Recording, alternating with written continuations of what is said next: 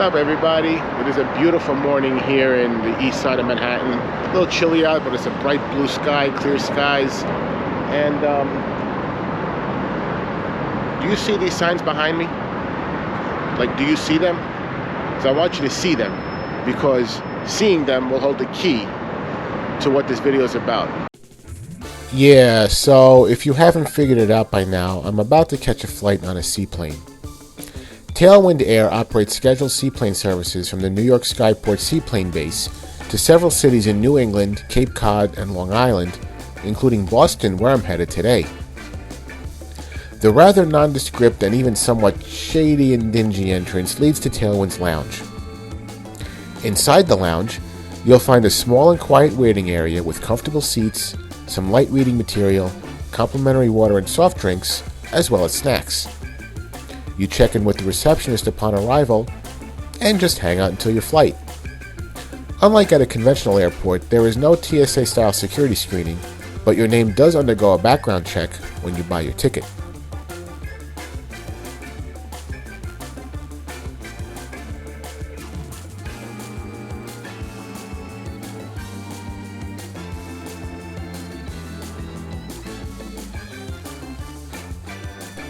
A restroom is available for passengers through one door, down a hall, through another door, but I found it to be a bit lacking. Although it did get the job done, or more precisely allowed me to get the job done, but, you know. I've never been on a seaplane before, so I'm pretty excited. A little nervous, but very excited. Just a little nervous. Before long, it was time to board, and I, along with the other 3 passengers, were escorted out to the dock area and down to the aircraft. The New York Skyport Seaplane base is located on the East River at the foot of East 23rd Street in Manhattan. Seaplane operations began at this location in the mid-1930s, and the base was incorporated into the present-day marina that opened in 1962. Scheduled and charter seaplane flights have used the base all throughout the years, and Tailwind Air is the latest in a long line of scheduled seaplane services to use the base.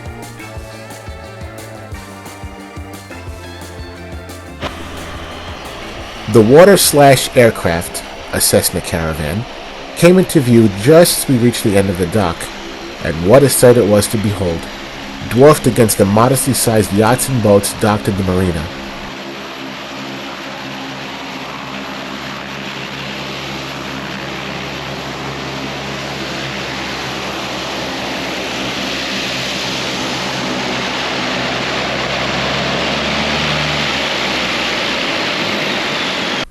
Boarding it was a little trickier than I imagined, having to carefully watch my footing on the steps, but the crew was there to assist. Those with difficulties in walking, balancing, or standing would do well to take note of this, as it is not made entirely clear on the website. Contact the airline ahead of time to find out what accommodations can be offered to those requiring special assistance.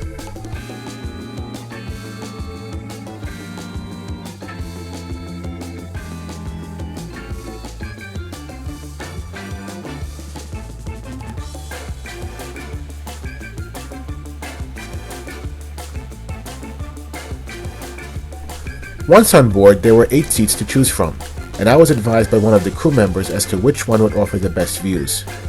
Now, this may come as a shock, but that is the very seat I chose.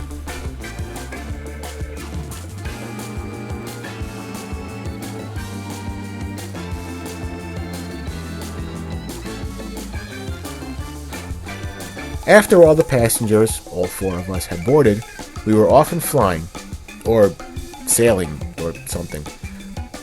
We shoved away from the dock and pretended to be an East River ferry for a few minutes before splashing off and climbing out of the East River, affording spectacular views of Manhattan, Brooklyn, Queens, and beyond. We flew almost directly over LaGuardia Airport and headed north.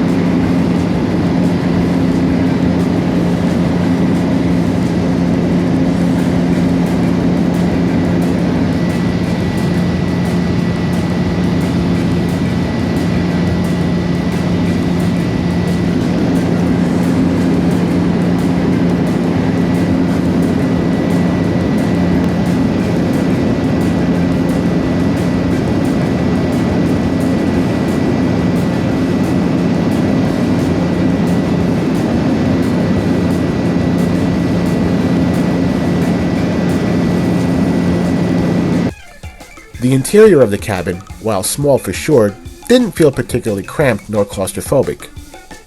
There was decent legroom, and it felt more like a large van or a minibus. A minibus with wings and a propeller.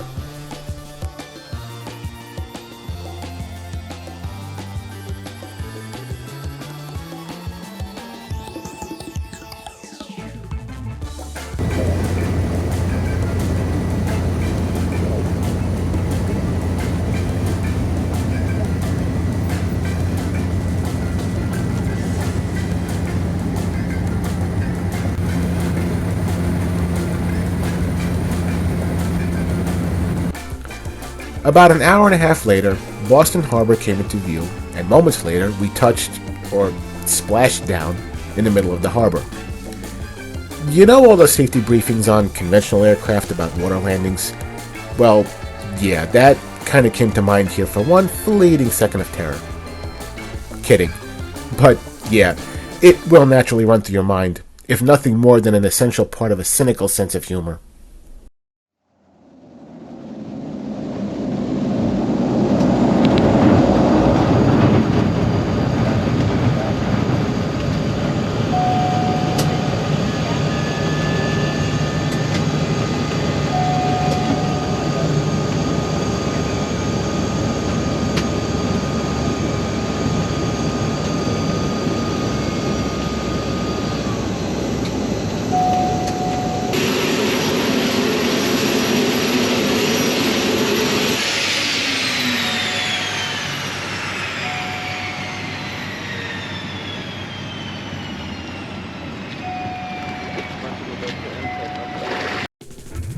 After a brief taxi, if you can call it that, we sidled up to a floating dock and transferred to a water taxi, a dinghy if you will, that took us the rest of the way to Fan Pier in Boston's Seaport District.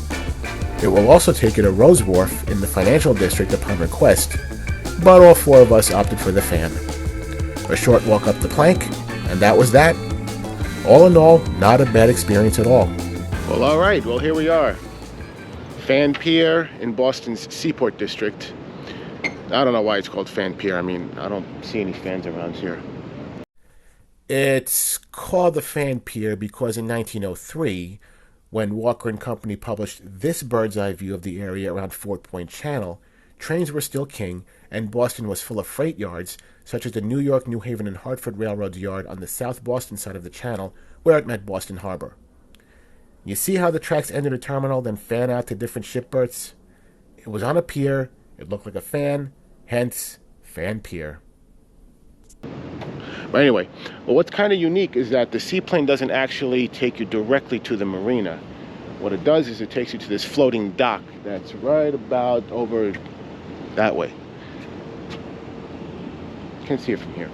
Anyway, it takes you to a floating dock, and then a water taxi takes you the rest of the way to the Fan Pier. It also makes a stop at Rose Wharf, which is right over there in the Seaport District. I'm sorry, the Financial District. Now, experience. That was really cool. I mean, it didn't come cheap though. That flight cost me $695. So, but was it worth it? Absolutely. Would I fly them on the regular? Probably not.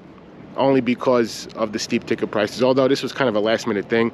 So if you book far enough in advance, the prices are a little bit lower, but they're still much higher than you would find for say a Amtrak or most certainly a bus journey. But for the experience, I mean, it really can't be beat.